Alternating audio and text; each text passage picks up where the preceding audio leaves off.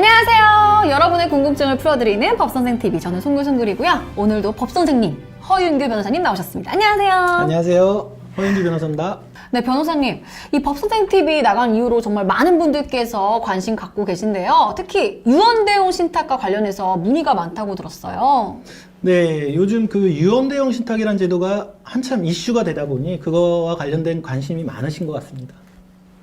그럼 오늘 사연도 이 유언대용 신탁과 관련이 된 것 같은데 제가 사연 읽어보고 시작해 보도록 할까요? 네.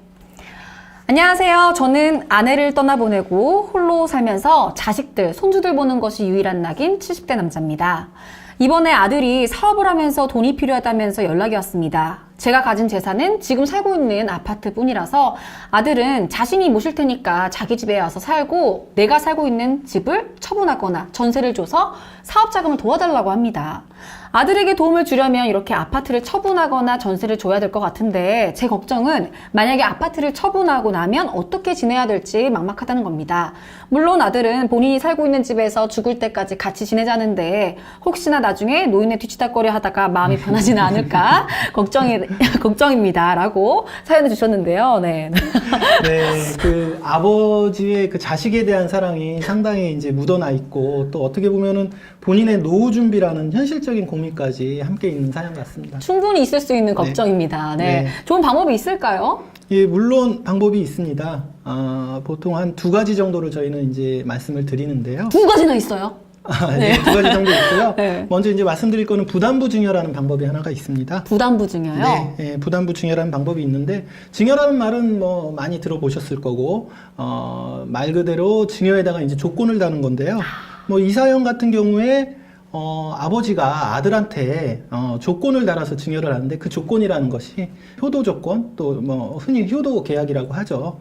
그러니까 아파트를 증여를 하면서 내가 살아있는 동안에 나를 부양을 해라. 뭐 구체적으로는 나한테 한 달에 얼마씩 부양료로 지급한다든지 아니면 내가 죽을 때까지 너가 한 집에서 나를 모시고 살아라. 이런 조건으로 증여를 하면서 아예 부동산을 증여해버리는 거죠.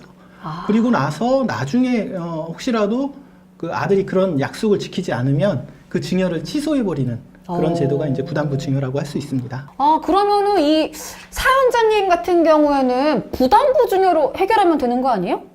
간단한데요? 네, 제가 지금 드린 말씀만 보면은 좀 간단해 보이시긴 하시죠. 그런데 이런 부담부 증여가 우리 주변에서 그렇게 많이 일어나지는 않습니다. 그쵸. 네, 첫째는 우리나라가 이제 유교적인 문화권에 있다 보니까 부모와 자식 간에 계약을 체결한다? 상당히 정서적인 거부감이 있죠. 그쵸. 그래서 이제 생각들을 많이 못 하시고 계세요. 그러다 보니까 설령 이런 조건으로 부담부 증여를 체결한다 하더라도 문서화해서 체결하는 경우는 별로 없습니다. 뭐 보통 구두로 내가 이 부동산을 줄 테니 너가 나한테 잘해라. 잘해라. 뭐 이제 이런 정도만 하죠. 근데 그렇게 문서화되지 않고 체결된 부담부 증여의 경우에는요, 나중에 이제 자식이 그 약속을 지키지 않으면 그거를 뭐 해지한다는 그 법적 구속력을 갖기가 힘들죠. 예, 문제가 있는 것이고요. 두 번째로는 제일 이제 그 부담부 증여의 맹점인데 그 설령 뭐 계약서를 체결했다 하더라도 뭐 자세하게 그 조건이나 이런 것들을 자세하게 기술해서 문서를 했다고 하더라도 이미 증여를 했을 때 소유권 이전 등기가 생전에 자식한테 이제 등기가 되어버립니다.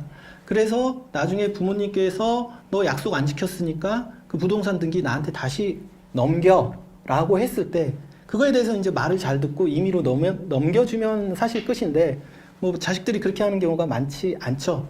그런 경우에는 부모님들이 어쩔 수 없이 그 아들이나 딸을 상대로 법원에다가 소송을 제기해야 되는데 그 어머니 아버지가 자식을 상대로 소송한다는 게 그게 또 어디 있겠습니까? 네. 그래서 이런 부담부 증여는 사실 이용률이 그렇게 많지는 않은 제도입니다. 그렇죠. 현실적으로는 어쨌든 뭐 유교적인 문제 이런 것 때문에 정서적인 문제 때문에 네. 많이 이용 안 한다. 그러면은 그 대안이 뭔가요? 저 두 번째 방법으로는 요즘 좀 말이 많이 나오고 있는 유언대용 신탁. 유언대용 제도라는 신탁. 것입니다. 저 알아요. 네. 내 재산을 내 맘대로 내 뜻대로 하는 거 맞죠? 네, 맞습니다.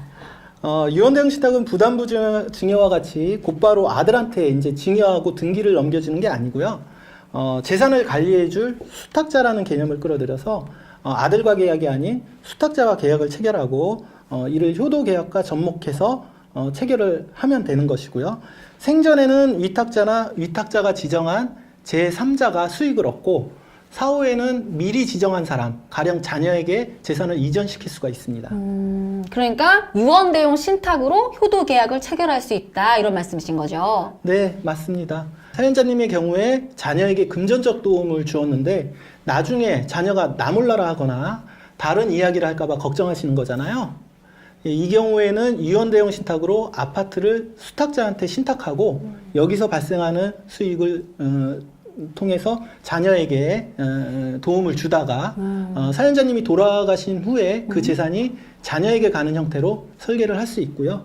그 부담부 증여와 가장 큰 차이는 그 사후 수익자를 자녀로 지정했다고 하더라도 생전에 자녀가 효도 조건을 지키지 않으면 위탁자인 아버지는 그 수탁자, 아까 재산을 맡긴 수탁자와 합의 또는 그 신탁계약상에 정해진 내용대로 언제든지 그 신탁계약을 해제하고 곧바로 등기를 자기 명의로 돌려올 수 있다는 점에서 그 반드시 그 법원 소송을 통해서 해도 되지 않기 때문에 부담부 증여보다는 조금 수월하게 이 효도 계약을 체결할 수 있다고 말씀드릴 수 있을 것 같습니다. 우리 법 선생님 말씀으로는 결국은 부담부 증여보다는 유언대용 신탁이 더 유용한 제도다 이런 말씀을 하시는 것 같습니다. 네, 일반적으로는 그렇다고 말씀을 드릴 수 있겠고요. 다만 그 유언대용 신탁도 자신의 그 재산 규모나 종류에 따라서 그 수탁자를 누구로 지정할지 그 이외에도 좀 고려해야 될 사항들이 있기 때문에 반드시 이제 변호사님들과 같은 전문가와 상의하시고 설계를 하시는 방법을 추천드릴 수 있겠습니다. 네, 좋습니다. 우리 사연자님께서도 꼭 상속 전문 변호사이신 허윤규 변호사님께 상담 받아보시는 걸 추천드리겠고요. 저희 법선생 TV 여기서 마치겠습니다. 여러분, 구독과 좋아요 누르셨죠? 법에 대해서 궁금증이 생기시면 언제든지 불러주세요. 법선생